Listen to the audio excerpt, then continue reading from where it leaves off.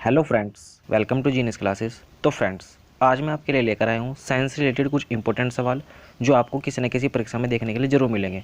तो दोस्तों, चाहे आप किसी भी चीज़ की तैयारी कर रहे हो, चाहे आप एसएससी की तैयारी कर रहे हो, बैंक की तैयारी कर रहे हो, पुलिस की तैयारी कर रहे हो, रेलवे की तैयारी कर रहे हो, आपकी परीक्षा में साइंस के क्वेश्चन तो आएंगे ही आएंगे दोस्तों। तो चलिए दोस्तों, बिना किसी देरी के शुरू करते हैं आज का वीडियो।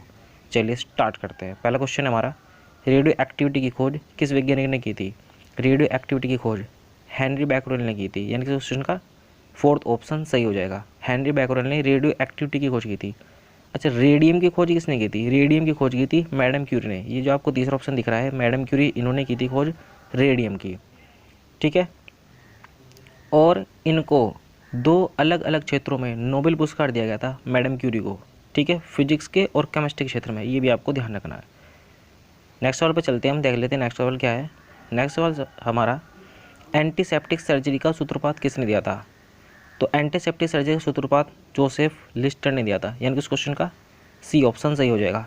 एंटीसेप्टिक सर्जरी का सूत्रपात जोसेफ लिस्टर ने दिया था दोस्तों। ठीक है, नेक्स्ट क्वेश्चन पे चलते हैं, हम देखते हैं नेक्स्ट क्वेश्चन क्या है। नेक्स्ट सवाल है हमारा, 1948 में गठित परमाणु ऊर्जा आयोग की अध्यक्षता किसने की थी? होमी जहांगीर भाभा ने 1948 में गठित परमाणु ऊर्जा आयोग की अध्यक्षता की थी, यानी कि क्वेश्चन का तीसरा ऑप्शन सही हो जाएगा। वर्तमान में हमारे जो परमाणु ऊर्जा आयोग के अध्यक्ष है वो कौन है? के.एन. व्यास। अच्छा, बात होमी जहांगीर भाभा की आई है तो मैं होमी जहांगीर भाभा के बारे में बताता हूँ आपको। होमी जहांगीर भाभा का जन्म कहाँ हुआ था? 1909 में हुआ था, मुंबई में। होमी जहांगीर भाभा ने कौन से 3 नाभिकीय रिएक्टरों की स्थापना की? ये क्वेश्चन इंपॉर्टेंट है। इनके 3 नाभिकीय रिएक्टर जिन्होंने इनकी स्थापना की थी, अप्सरा, सीरस और जर्लिना। कौन कौन से हैं 3? पहला अप्सरा है, दूसरा सीरस और तीसरा है जर्लिना। और इन्होंने ही 1945 में Tata institute of fundamental research की स्थापना भी की थी। और भारत के परमाणु ऊर्जा कार्यक्रम के जनक भी इन्हीं को कहा जाता है। ठीक है दोस्तों, आपको इस क्वेश्चन से इतनी जानकारी काफ़ी है दोस्तों। नेक्स्ट सवाल पर चलते हैं, देखते हैं नेक्स्ट सवाल क्या है हमारा। नेक्स्ट सवाल है दोस्तों, चंद्रशेखर वेंकट रमन को नोबेल पुरस्कार कब दिया गया था? 1930 में चंद्रशेखर वेंकट रमन को नोबेल पुरस्कार दिया गया था, यानी कि उसका दूसरा ऑप्शन सही है। क्यों दिया गया था? चंद्रशेखर वेंकट रमन ने प्रकाश के प्रकीर्णन की खोज की थी 1928 में, इसलिए इनको 1930 में नोबेल पुरस्कार दिया गया था। और भारत रत्न भी मिला था इन्हें, चंद्रशेखर राव को, डॉक्टर सी.वी. रमन को, वो दिया गया था 1954 में। भारत रत्न, जब भारत रत्न की स्थापना हुई थी 1954 में, तब डॉक्टर सी.वी. रमन को भारत रत्न भी दिया गया था। ये क्वेश्चन भी इंपॉर्टेंट है, इसको भी आप ध्यान रखना दोस्तों। नेक्स्ट सवाल पर चलते हैं, हम नेक्स्ट सवाल देखते हैं। परमाणु के नाभिक की खोज किस वैज्ञानिक ने की थी? परमाणु के नाभिक की खोज रदरफोर्ड ने की थी, यानी क्वेश्चन का ए ऑप्शन सही हो जाएगा। परमाणु के नाभिक में केवल प्रोटॉन और न्यूट्रॉन होते हैं, इलेक्ट्रॉन नहीं होते। इलेक्ट्रॉन तो बाहर चक्कर लगाते रहते हैं। और एक क्वेश्चन और है, इलेक्ट्रॉन पर ऋण आवेश होता है। ये क्वेश्चन आपको ध्यान रखना है, इंपॉर्टेंट सवाल है, आ सकता है क्वेश्चन। प्रोटॉन पे होता है पॉजिटिव आवेश, और जो न्यूट्रॉन होता है ना, न्यूट्रॉन, उस पर कोई आवेश नहीं होता, वो आवेशहीन होता है। ठीक है दोस्तों, अगले सवाल पर चलते हैं, देखते हैं अगला सवाल क्या है। सूर्य के द्रव्यमान के 1/4 गुणे द्रव्यमान को क्या कहते हैं? चंद्रशेखर सीमा। जो सूर्य के द्रव्यमान का 1/4 गुणा द्रव्यमान होता है, उसको चंद्रशेखर सीमा कहते हैं दोस्तों। मैं आपको इसके बारे में बताता हूँ। जब कोई तारा सूर्य के द्रव्यमान का 1.4 गुणा हो जाए तो वह चंद्रशेखर सीमा से बाहर हो जाता है और ब्लैक होल बन जाता है। यही है चंद्रशेखर सीमा। ठीक है दोस्तों, नेक्स्ट सवाल देखते हैं क्या है। क्रैस्कोग्राफ नामक यंत्र की खोज किस वैज्ञानिक ने की थी? जगदीश चंद्र बोस ने क्रैस्कोग्राफ नामक यंत्र की खोज की थी। अच्छा, ये यंत्र करता क्या है? ये जो आपको दिख रहा है क्रैस्कोग्राफ, ये पेड़ की वृद्धि दर मापता है। और एक और यंत्र ऑक्सीनोमीटर, ये भी पौधे की वृद्धि दर मापता है। पौधे की आयु, वार्षिक विलों को किन कर ज्ञात की जाती है? ये क्वेश्चन भी आपको ध्यान रखना है, इंपॉर्टेंट सवाल है। ठीक है, नेक्स्ट सवाल देखते हैं क्या है हमारा। नेक्स्ट सवाल, विटामिन B3 का रासायनिक नाम क्या है? विटामिन B3 का रासायनिक नाम क्या है? नियासिन। नियासिन विटामिन B3 का रासायनिक नाम है, यानी कि इस क्वेश्चन का सी ऑप्शन सही हो जाएगा दोस्तों। अच्छा, बात विटामिन की है तो आपको कुछ विटामिन के बारे में बता देता हूँ। ये जो विटामिन बी है ना, ये टोटल 8 प्रकार की होती है विटामिन। ठीक है, मैं आपको बताता हूँ कौन कौन सी विटामिन है और कितनी विटामिन है और किन का क्या नाम है। ये क्वेश्चन बार बार एग्जाम में आते हैं, आपको इस विटामिन में से एक क्वेश्चन जरूर मिलेगा। तो विटामिन B1 का रासायनिक नाम क्या है? थायमीन। फिर आता है विटामिन B2, इसका रासायनिक नाम क्या है? राइबोफ्लेविन। B3 का नियासिन, B5 का पेंटाटोनिक, B6 का पायरिडोक्सिन, B7 बायोटीन, B9 का फोलिक अम्ल, B12 का साइनोकोबाल्मिन। ये इतने विटामिन है, टोटल 8 है, और आपको 8 के 8 विटामिन का नाम याद रखना है, क्योंकि इनमें से आपको एक विटामिन किसी न किसी कंपटीशन एग्जाम में जरूर देखने के मिलेगा। चाहे आप ISPCS की परीक्षा देते हो या किसी भी चीज़ की परीक्षा दो, आपको इसमें से एक क्वेश्चन 101% जरूर आएगा दोस्तों। और विटामिन B12 के अंदर ही कोबाल्ट पाया जाता है। जो विटामिन B12 होता है हमारा, उसके अंदर कोबाल्ट पाया जाता है। ये आपको बात ध्यान रखनी है दोस्तों। नेक्स्ट सवाल देखते हैं दोस्तों, क्या है हमारा नेक्स्ट सवाल। नेक्स्ट सवाल है हमारा, पृथ्वी के लिए प्लान वेग का मान कितना होता है? पृथ्वी के लिए प्लान वेग का मान 11.2 किलोमीटर प्रति सेकंड होता है, यानी कि इस क्वेश्चन का चौथा ऑप्शन सही है। अच्छा, प्लान वेग होता क्या है? पृथ्वी के लिए प्लान वेग का मान तो 11.2 किलोमीटर प्रति सेकंड है।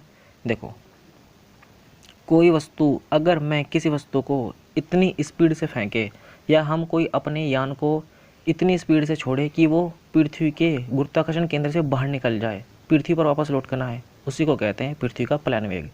ठीक है दोस्तों, आप समझ गए ना।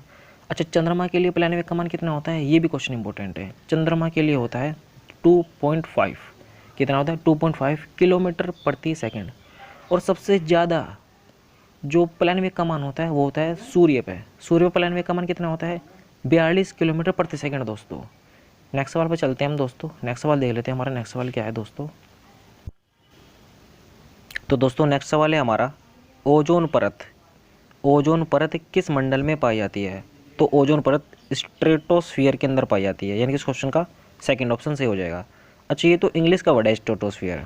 अगर बात की जाए हिंदी में, कभी कभी आपको पेपर में वो इंग्लिश में दे देगा वर्ड, कभी आपको हिंदी में। हिंदी का वर्ड है समताप मंडल। क्या है? समताप मंडल। अच्छा, मैं आपको पाँचों की पाँचों परतों के बारे में बताता हूँ। सबसे जो छोटी परत होती है, जो सबसे नीचे होती है, वो होती है क्षोभ मंडल। क्षोभ मंडल को इंग्लिश में कहते हैं ट्रोपोस्फियर। उसके बाद आती है समताप मंडल। समताप मंडल में होता है स्ट्रेटोस्फियर। उसके बाद आता है मध्य मंडल। मध्य मंडल में कहते हैं हम मीसोस्फियर। उसके बाद आता है आयन मंडल। आयन मंडल को कहते हैं हम थर्मोस्फियर। और सबसे बाहर का जो मंडल है उसे कहते हैं बाह्य मंडल, जिसमें अंतरिक्ष यात्री अंतरिक्ष में रहते हैं।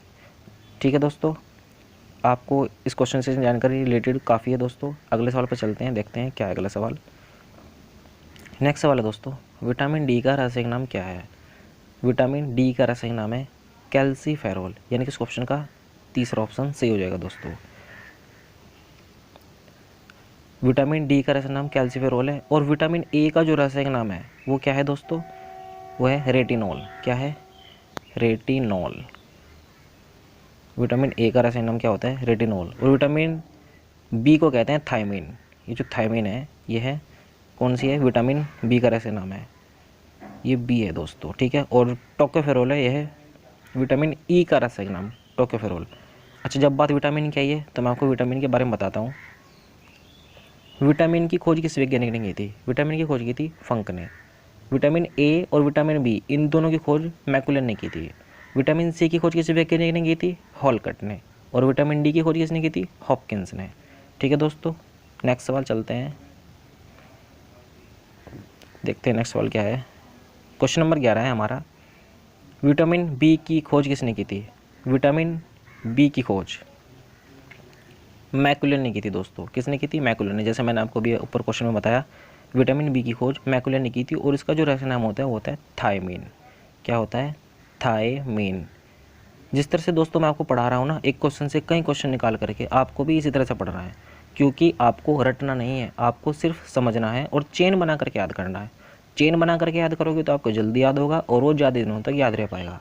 हमारा काम आपको रटवाने का नहीं है, हमारा काम आपको समझाने का है दोस्तों। ठीक है दोस्तों, इन सब के क्वेश्चन के डिस्कशन हमने ऊपर कर लिए हैं। ऊपर क्वेश्चन में आपको देख सकते हैं। अब अगला सवाल देखते हैं क्या है।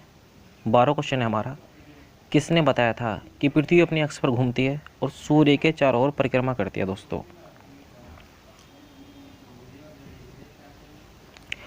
ये कहा था दोस्तों आर्यभट्ट ने। आर्यभट्ट ने पूर्व में, जब वो गुप्त काल में था, तब उसने बताया था कि जो पृथ्वी है वो अपने अक्ष पर घूमती है और सूर्य की परिक्रमा करती है। और इसने शून्य की खोज भी की थी दोस्तों, शून्य की खोज। नेक्स्ट सवाल चलते हैं दोस्तों, नेक्स्ट सवाल को देखते हैं क्या है नेक्स्ट सवाल हमारा। नेक्स्ट सवाल है दोस्तों, तो दोस्तों नेक्स्ट सवाल है हमारा, न्यूट्रॉन की खोज किस वैज्ञानिक ने की थी? न्यूट्रॉन की खोज की थी जेम्स चैडविक ने। जेम्स चैडविक ने ही न्यूट्रॉन की खोज की थी, यानी इस क्वेश्चन का ए ऑप्शन सही है। अच्छा दोस्तों, इलेक्ट्रॉन, प्रोटॉन, न्यूट्रॉन, मैं आपको तीनों के बारे में बताता हूँ। इसकी एक ट्रिक आपको याद रखनी है, वो ट्रिक है दोस्तों ईट पर नाच। क्या है? ईट पर नाच। इसका क्या अर्थ है? इलेक्ट्रॉन की खोज थॉमसन ने की थी। ई से इलेक्ट्रॉन और टी से थॉमसन, पी से प्रोटॉन और रै से रदरफोर्ड और नै से न्यूट्रॉन और चे से चैडविक। इलेक्ट्रॉन को थॉमसन ने की थी, प्रोटॉन को रदरफोर्ड ने की थी और न्यूट्रॉन खोज की थी चैडविक ने। आपको तीनों के तीनों फैक्ट याद रखने दोस्तों, ठीक है। नेक्स्ट सवाल पे चलते हैं हमारा। नेक्स्ट सवाल देखते हैं क्या है नेक्स्ट सवाल। 14 क्वेश्चन है हमारा, 14वां सवाल है, द ओरिजिन ऑफ स्पीसीज, ये किसकी रचना है? चार्ल्स डार्विन की, यानी कि उस क्वेश्चन का दूसरा ऑप्शन सही हो जाएगा। चार्ल्स डार्विन की ये रचना है द ओरिजिन ऑफ स्पीसीज। और चार्ल्स डार्विन से संबंधित आपको एक क्वेश्चन याद रखना है, ये इंपॉर्टेंट और बार बार पूछा जाता है, हो सकता है आपके किसी न किसी पेपर में क्वेश्चन आए। प्राकृतिक वर्ण का सिद्धांत किसने दिया था? यानी कि नेचुरल सिलेक्शन, ये दिया था चार्ल्स डार्विन ने, ठीक है दोस्तों। नेक्स्ट सवाल चलते हैं। राष्ट्रीय विज्ञान दिवस कब मनाया जाता है? राष्ट्रीय विज्ञान दिवस मनाया जाता है दोस्तों 28 फरवरी में। 28 फरवरी में दोस्तों राष्ट्रीय विज्ञान दिवस मनाया जाता है। डॉक्टर सी वी रमन ने 28 फरवरी 1928 में, कब? 1928 में प्रकाश के प्रकीर्णन की खोज की थी। और इसी क्षेत्र में, इसलिए 28 फरवरी को हर साल राष्ट्रीय विज्ञान दिवस मनाया जाता है डॉक्टर सी वी रमन की याद में। और डॉक्टर सी वी रमन को 1930 में नोबेल पुरस्कार दिया गया था। 1930 में, 28 में तो उन्होंने खोज की थी और 1930 में नोबेल पुरस्कार दिया गया था। और जब भारत रत्न की स्थापना हुई थी 1954 में, तब भी इन्हें भारत रत्न दिया गया था 1954 में। ये भी आपको क्वेश्चन ध्यान रखना है। नेक्स्ट सवाल पर चलते हैं हमारा। नेक्स्ट सवाल देख लेते हैं क्या है। 16वां सवाल है हमारा, हाइड्रोजन तत्व की खोज किस वैज्ञानिक ने की थी? हाइड्रोजन की खोज की थी कैवेंडिश ने। कैवेंडिश ने ही हाइड्रोजन तत्व की खोज की थी, यानी कि ऑप्शन का दूसरा ऑप्शन सही है। अच्छा, ऑक्सीजन की खोज किसने की थी? ऑक्सीजन की खोज की थी शीले और प्रिस्टले ने। और हीलियम की खोज की थी लोकेर ने। ये क्वेश्चन भी आपको ध्यान रखना है। नेक्स्ट सवाल पर चलते हैं। 17वां सवाल है हमारा दोस्तों। 17वां सवाल है, रक्त परिवहन की खोज किस वैज्ञानिक ने की थी? रक्त परिवहन की खोज की थी विलियम हार्वे ने, यानी कि इस ऑप्शन का ए ऑप्शन सही हो जाएगा। अच्छा, हमारे खून का रंग लाल क्यों होता है? हमारे खून का रंग लाल होता है हीमोग्लोबिन के कारण। अच्छा, हीमोग्लोबिन क्या है? हीमोग्लोबिन एक प्रोटीन है। और एक क्वेश्चन इंपॉर्टेंट हो रहा है कि हमारे शरीर में ऐसा कौन सा प्रोटीन है जो खून को शरीर के अंदर नहीं जमने देता? वो है हिपेरिन प्रोटीन। ये क्वेश्चन आया हुआ है, कई बार आया हुआ है और आपकी किसी न किसी परीक्षा में जरूर आएगा दोस्तों। इस चीज़ को आपको जरूर याद रखना है, ठीक है। नेक्स्ट सवाल पे चलते हैं हम। नेक्स्ट सवाल देखते हैं क्या है हमारा। 18वां सवाल है दोस्तों हमारा, टेलीस्कोप की खोज किस वैज्ञानिक ने की थी? टेलीस्कोप की खोज की थी गैलीलियो ने। और दूरबीन की खोज किसने की थी? दूरबीन की खोज भी दोस्तों गैलीलियो ने की थी। टेलीस्कोप क्या होता है? टेलीस्कोप बहुत दूर की वस्तु को देखने के लिए, जैसे चंद्रमा हो गया, सूर्य हो गया, तारे, इनको देखने के लिए होता है प्रयोग, ठीक है दोस्तों। नेक्स्ट सवाल पे चलते हैं हमारा। नेक्स्ट क्वेश्चन है, आत्महत्या की थैली किसको कहते हैं? आत्महत्या की थैली लाइसोसोम। लाइसोसोम को ही आत्महत्या की थैली कहा जाता है। और आत्महत्या की थैली जो लाइसोसोम है, इसकी खोज किस वैज्ञानिक ने की थी? इसकी खोज की थी डी डुबे ने। नेक्स्ट सवाल चलते हैं दोस्तों। नेक्स्ट सवाल पे 20वां क्वेश्चन है हमारा, प्राकृतिक चयन का सिद्धांत किसने दिया था? चार्ल्स डार्विन ने प्राकृतिक चयन का सिद्धांत दिया था, यानी कि इस क्वेश्चन का ए ऑप्शन सही हो जाएगा दोस्तों। चार्ल्स डार्विन की एक पुस्तक जो कई बार क्वेश्चन पेपर में आई हुई है और ये इंपॉर्टेंट है, कौन सी है? चार्ल्स डार्विन की एक पुस्तक का नाम है जिसका नाम है द ओरिजिन ऑफ स्पीसीज। क्या है? The origin of species. Next question हमारा 21वां सवाल है, लाइकेन की खोज किस वैज्ञानिक ने की थी? लाइकेन की खोज तुलासने ने की थी, यानी इस क्वेश्चन का तीसरा ऑप्शन सही हो जाएगा। तुलासने ने ही लाइकेन की खोज की थी दोस्तों। अच्छा, मैं आपको लाइकेन के बारे में बताता हूँ। लाइकेन दो चीज़ों से मिलकर बनता है, कवक और शैवाल से। लाइकेन को वायु प्रदूषक का सूचक माना जाता है और जो लिटमस पेपर होता है वो भी लाइकेन से निकलता है। अच्छा, ऐसी कौन सी लाइकेन है जिसका प्रयोग जापान के लोग सब्जी के रूप में करते हैं? वो है इंडोकॉर्पन लाइकेन। क्या है? इंडोकॉर्पन। लाइकेन एक सहजीविता का उदाहरण है। ये क्वेश्चन भी आपको ध्यान रखना है दोस्तों। जितना भी मैं आपको बता रहा हूँ वो सब के सब आप एक नोट्स बनाइए दोस्तों। जितने भी मैं आपको क्वेश्चन करा रहा हूँ उन सब में आप नोट्स बनाते चलिए और उन नोट्स को अपनी कॉपी में लिखते चलिए और उन्हें याद करते चलिए, क्योंकि ये क्वेश्चन ऐसे हैं जो बार बार परीक्षा में आते रहते हैं दोस्तों। उसके बाद आता है जीवाणु की खोज किस वैज्ञानिक ने की थी। जीवाणु की खोज लुवेनहॉक ने जीवाणु की खोज की थी, बैक्टीरिया की खोज की थी दोस्तों। यानी कि इस क्वेश्चन का बी ऑप्शन सही है दोस्तों। अच्छा, इवानोवस्की ने क्या कहा था। इवानोवस्की ने वायरस की खोज की थी। किसकी? वायरस की खोज। और जो लुईस पास्चर है ना, लुईस पास्चर, इसने रेबीज की टीके की खोज की थी। और पोलियो की टीके की खोज इसने की थी जोनास साल्क ने। इस क्वेश्चन से आपको इतनी जानकारी काफ़ी है दोस्तों। नेक्स्ट सवाल पे चलते हैं दोस्तों। नेक्स्ट सवाल देखते हैं हमारा नेक्स्ट सवाल क्या है। नेक्स्ट सवाल है हमारा पेनिसिलिन की खोज किस वैज्ञानिक ने की थी। पेनिसिलिन की खोज पेनिसिलिन की खोज की थी डॉक्टर अलेक्जेंडर फ्लेमिंग ने। किसने? अलेक्जेंडर फ्लेमिंग ने पेनिसिलिन की खोज की थी। ग्राहम बेल ने तो टेलीफोन की खोज की थी, और ये तो मैंने आपको बता ही दिया है। लुईस पास्चर ने रेबीज के टीके की खोज की थी। एडवर्ड जेनर ने की थी चेचक के टीके की खोज। किसकी? चेचक के टीके की खोज एडवर्ड जेनर ने की थी दोस्तों। ठीक है। और पेनिसिलिन बनता किससे है? पेनिसिलिन बनती है फफूंदी से। नेक्स्ट क्वेश्चन चलते हैं। नेक्स्ट क्वेश्चन देखते हैं क्या है। हमारा 23वां सवाल है इंसुलिन की खोज किसने की थी। इंसुलिन की खोज की थी दोस्तों बेस्ट और बैटिंग ने। यानी कि इस क्वेश्चन का ए ऑप्शन से हो जाएगा। इंसुलिन क्या है? इंसुलिन एक हार्मोन्स है और ये निकलता कहाँ से है? हमारे शरीर के अंदर अंगनाशय से निकलता है। अच्छा, ऐसी कौन सी ग्रंथि है जो अंतःस्रावी ग्रंथि और बाह्यस्रावी ग्रंथि दोनों प्रकार की है? या फिर हम ऐसे कह सकते हैं कि हमारे शरीर की ऐसी कौन सी ग्रंथि है जो मिश्रित ग्रंथि है, वो है अंगनाशय। इसको इंग्लिश में कहते हैं पैंक्रियाज। ठीक है दोस्तों। नेक्स्ट क्वेश्चन चलते हैं हमारे 24वां सवाल है हमारा गामा किरणों की खोज किस वैज्ञानिक ने की थी। गामा किरणों की खोज पॉल विलार्ड ने। पॉल विलार्ड ने ही गामा किरणों की खोज की थी। यानी इस क्वेश्चन का फोर्थ ऑप्शन से हो जाएगा दोस्तों। अच्छा, अल्फा किरणों की खोज किसने की थी? रदरफोर्ड ने। बीटा किरणें खोज की थी? रदरफोर्ड ने की थी। और गामा किरणें खोज की थी पॉल विलार्ड ने। अच्छा, एक क्वेश्चन और मैं आपको बताता हूँ। सबसे ज़्यादा भेदन क्षमता किसकी होती है? गामा किरणों की सबसे ज़्यादा भेदन क्षमता होती है अल्फ़ा पे पॉजिटिव आवेश होता है, बीटा पे, जो बीटा होती है हमारी, उस पर नेगेटिव आवेश होता है, और जो हमारी गामा होती है ना, उस पर कोई आवेश नहीं होता। ये क्वेश्चन आपको ध्यान रखना है। ये तीनों क्वेश्चन में से आपको एक क्वेश्चन जरूर मिलेगा दोस्तों। नेक्स्ट क्वेश्चन पे चलते हैं हम, देखते हैं 25वां सवाल हमारा कौन क्या है। 25वां सवाल है दोस्तों रेबीज के टीके की खोज किसने की थी। रेबीज के टीके की खोज की थी लुईस पास्चर ने। ठीक है दोस्तों। यानी कि क्वेश्चन का ए ऑप्शन सही हो जाएगा। रेबीज के टीके की खोज लुईस पास्चर ने की थी। और रेबीज जो फैलता है ना, एक वायरस के द्वारा होने वाली बीमारी है। कुत्ते के काटने से रेबीज नाम की बीमारी होती है, जिसको हम कहते हैं हाइड्रोफोबिया, यानी कि पानी से डर। ठीक है दोस्तों। नेक्स्ट सवाल चलते हैं। नेक्स्ट सवाल पे देखते हैं हमारा नेक्स्ट सवाल क्या है। मनुष्य के कान में कितनी हड्डियाँ होती है। हमारे मनुष्य के कान में कितनी हड्डियाँ होती है? 6। जी हाँ, दोनों कान के अंदर होती है। एक कान में हमारे होती है 3 हड्डियाँ, यानी कि हमारे 2 कान के अंदर 6 हड्डियाँ हो जाएगी। यानी कि हमारे ऑप्शन का उत्तर तीसरा सही है दोस्तों। नेक्स्ट सवाल चलते हैं, देखते हैं नेक्स्ट सवाल क्या है दोस्तों। 27वां सवाल है हमारा नेशनल इंस्टीट्यूट ऑफ मेडिसिन कहाँ पर है। National institute of medicine Lucknow में है दोस्तों। और लखनऊ, बात लखनऊ की है तो मैं आपको लखनऊ बारे बताता हूँ। लखनऊ कौन सी नदी के किनारे पर बसा हुआ है? लखनऊ बसा हुआ है गोमती नदी के तट पर। ये क्वेश्चन आपको ध्यान रखना है। ये क्वेश्चन बार बार परीक्षा में आता रहता है दोस्तों। नेक्स्ट सवाल चलते हैं। नेक्स्ट सवाल है हमारा क्वेश्चन नंबर 28। मनुष्य का हृदय 1 मिनट में कितना ml रक्त पंप करता है? बताइए। मनुष्य का जो रक्त है वो 1 मिनट में 70 ml रक्त पंप करता है। यानी कि इस क्वेश्चन का ए ऑप्शन सही हो जाएगा।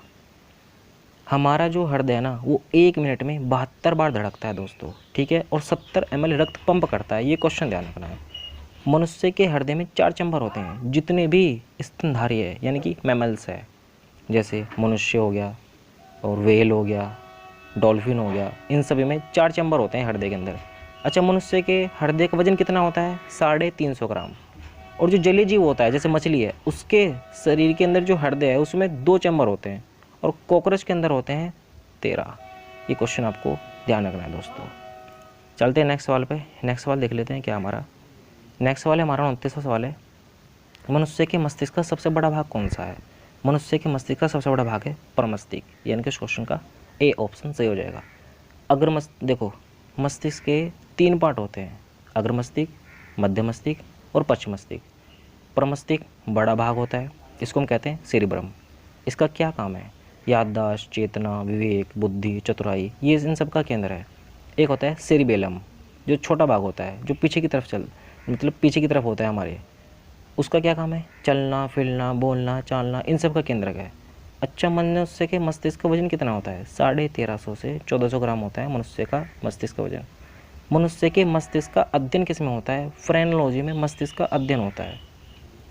मस्तिष्क की जांच का उपकरण कौन सा है? EEG। क्या है ये? मनुष्य के मस्तिष्क की जांच करता है, यानी कि मनुष्य की बीमारियों का पता लगाता है। इसकी फुल फॉर्म क्या होती है? इलेक्ट्रोएन्सीकार्डियोग्राफ। क्या है? इलेक्ट्रोएन्सीकार्डियोग्राफ। नेक्स्ट क्वेश्चन चलते हैं दोस्तों। नेक्स्ट क्वेश्चन देखते हैं हमारे क्या है। इंडियन इंस्टीट्यूट ऑफ साइंस कहाँ पर है? Indian institute of science, institute of medical science है दोस्तों। क्या है? इंस्टीट्यूट ऑफ मेडिकल साइंस, ये पड़ता है हमारा चंडीगढ़ के अंदर, यानी कि क्वेश्चन का 4th ऑप्शन सही हो जाएगा दोस्तों। अहमदाबाद में स्पेस एप्लीकेशन सेंटर, यानी कि SAS, ये पड़ता है हमारा अहमदाबाद में। ठीक है दोस्तों, और भी मैं आपको बता देता हूँ उसके बारे में। दिल्ली में एम्स है। क्या है? दिल्ली में एम्स, जो दिल्ली है उसमें क्या है हमारा? AIIMS। फुल फॉर्म क्या होती है इसकी? All India institute of medical science. ठीक है दोस्तों, और मलेरिया रिसर्च सेंटर भी दिल्ली में ही है दोस्तों। ठीक है, नेक्स्ट क्वेश्चन चलते हैं। नेक्स्ट क्वेश्चन देखते हैं क्या है हमारा नेक्स्ट क्वेश्चन। नेक्स्ट क्वेश्चन है all India institute of medical science कहाँ है? All India institute of medical science, ये पड़ता है हमारा नई दिल्ली में। जैसे कि मैंने आपको ऊपर क्वेश्चन बताया, all India institute of medical science कहाँ है? नई दिल्ली में दोस्तों। ठीक है, चलिए दोस्तों अगले सवाल पर चलते हैं, देखते हैं क्या है। 32वां सवाल है हमारा, सेंट्रल ड्रग रिसर्च इंस्टीट्यूट कहाँ है? सेंट्रल ड्रग, ये पड़ता है हमारा लखनऊ के अंदर, सेंट्रल ड्रग रिसर्च इंस्टीट्यूट, यानी कि इस क्वेश्चन का दूसरा ऑप्शन से हो जाएगा। वनस्पति अनुसंधान भी लखनऊ में ही है, और जो नेशनल ब्रेन रिसर्च सेंटर है वो पड़ता है गुड़गांव में। क्या है? नेशनल ब्रेन रिसर्च सेंटर, वो गुड़गांव में पड़ता है दोस्तों। नेक्स्ट सवाल पे चलते हैं, देखिए नेक्स्ट सवाल क्या है। 33वां सवाल है हमारा, इंडियन रिमोट सेंसिंग इंस्टीट्यूट कहाँ है? इंडियन रिमोट सेंसिंग इंस्टीट्यूट, ये है दोस्तों देहरादून के अंदर, देहरादून में ही इंडियन रिमोट सेंसिंग इंस्टीट्यूट, यानी क्वेश्चन का तीसरा ऑप्शन सही हो जाएगा दोस्तों। अच्छा, देहरादून के बारे में बताता हूँ मैं आपको। देहरादून की 2 राजधानियाँ हैं। क्वेश्चन पूछा जाएगा आपके इस तरह से, ऐसा भारत के अंदर कौन सा राज्य है जिसकी 2 राजधानियाँ हैं? वो है उत्तराखंड। उत्तराखंड की 2 राजधानियाँ कौन सी है? एक तो देहरादून है और दूसरी है गैरसैंड। क्या है? गैरसैंड। अच्छा, कौन से ऐसा राज्य है जिसकी 3 राजधानियाँ हैं? वो है आंध्र प्रदेश। आंध्र प्रदेश की 3 राजधानियाँ कौन कौन सी है? विशाखापट्टनम है, अमरावती है और कुल्लूर है। ये क्वेश्चन आपको ध्यान रखना है। अच्छा, ऐसा कौन सा देश है जिसकी 3 राजधानियाँ हैं? वो है साउथ अफ्रीका। कौन कौन सी है इसकी 3 राजधानियाँ? पहली है केप टाउन, दूसरी है प्रिटोरिया और तीसरी है ब्लूमफोंटेन। ठीक है दोस्तों, चलिए दोस्तों अगला सवाल शुरू करते हैं। नेक्स्ट सवाल पर चलते हैं हम। नेक्स्ट सवाल देखते हैं हमारा क्या है। इंडियन इंस्टीट्यूट ऑफ पेट्रोलियम कहाँ है? ये दोस्तों ये सवाल गलत है, इसमें गलत छप रहा है। चलो अगले सवाल पर चलते हैं, देखते हैं इस वाले में देखते हैं क्या है। 36वां सवाल है हमारा,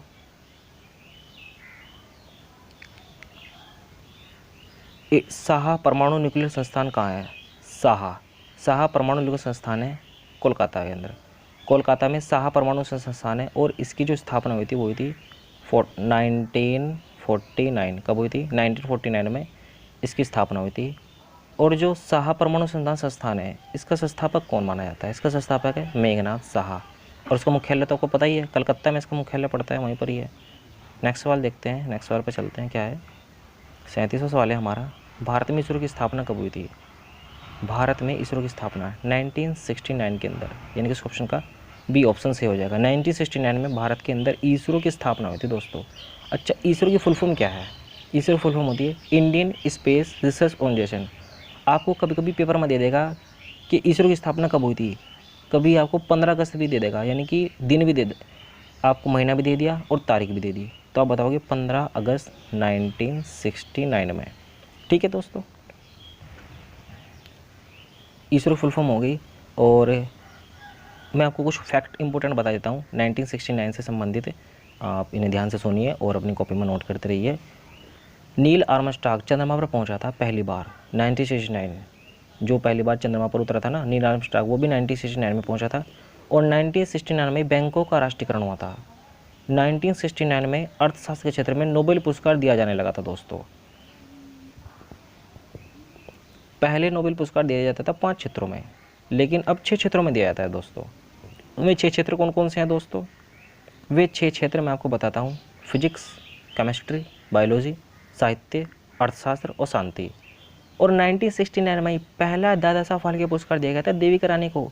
ये क्वेश्चन इंपॉर्टेंट है, सारे क्वेश्चन इंपॉर्टेंट है जो मैंने आपको बोले।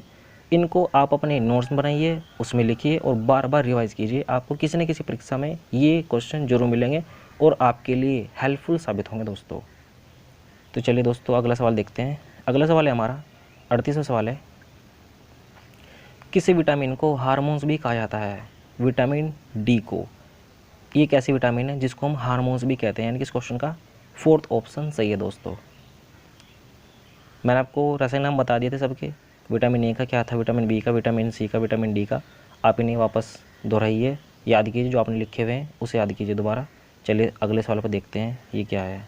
39वां सवाल है हमारा, किसी विटामिन की कमी से मानव में खून का थक्का नहीं जमता? तो है विटामिन के। विटामिन के की कमी के कारण मनुष्य के शरीर में खून का थक्का नहीं जमता, यानी कि इस क्वेश्चन का 4th ऑप्शन सही है दोस्तों। चलिए नेक्स्ट सवाल पर चलते हैं। नेक्स्ट सवाल देखते हैं क्या है। नेक्स्ट सवाल है हमारा 40वां, रक्त का पीएच मान कितना होता है? रक्त का पीएच मान, इसके बाद तो कोई क्वेश्चन नहीं ना दोस्तों। ये क्वेश्चन आपके लिए है। 4 ऑप्शन दिए हुए हैं, आपको इसमें से अपना एक क्वेश्चन का आंसर बताना है कि रक्त का पीएच मान कितना होता है दोस्तों। और जितने भी क्वेश्चन आपके माइंड में आ रहे हैं पीएच मान से संबंधित, खोज किसने की थी, रक्त का पीएच मान कितना होता है, आंसू का पीएच मान कितना होता है, जितने भी आपके माइंड में पीएच मान है उन सब के क्वेश्चन आपको कमेंट बॉक्स में देना है दोस्तों। अगली बार जो मैं वीडियो बनाऊंगा आपको बताऊंगा रक्त के पीएच मान सबके बारे में क्या है नहीं है। ठीक है दोस्तों। अगर आप तक आपने हमारे चैनल को सब्सक्राइब नहीं किया तो सब्सक्राइब कर लीजिए और जो बराबर में बेल आइकन है उसको आप प्रेस कर लेना, जिससे कि मैं जो भी कोई नई वीडियो लेकर आऊँगा सबसे पहले आप तक पहुँच जाए दोस्तों।